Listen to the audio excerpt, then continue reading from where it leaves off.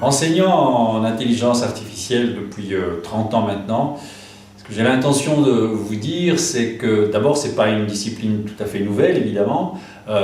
et qu'il n'y a pas de révolution conceptuelle comme souvent on a tendance à le lire dans la presse ou l'entendre dans les médias.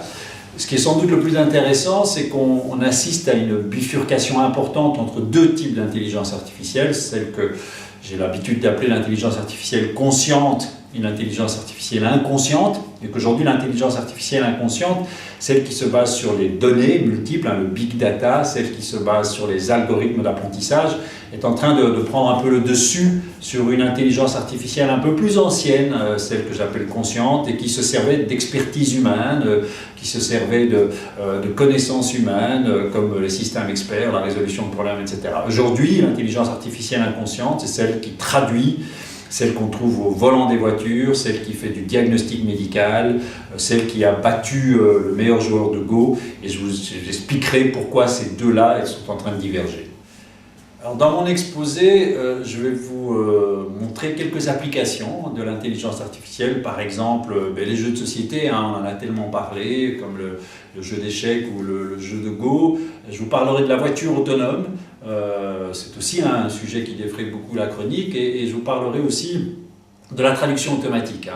Je vous expliquerai comment fonctionne Google Translate, et je vous montrerai que pour ces trois applications, il y avait une manière de le faire, je dirais dans les années 60, 70, 80, qui était plutôt l'IA consciente, qui utilisait l'expertise humaine. Par exemple, pour traduire, on avait besoin de linguistes. Pour jouer correctement aux échecs, on avait besoin de joueurs d'échecs qui apprenaient les règles du jeu d'échecs dans ces systèmes. Puis depuis quelques années,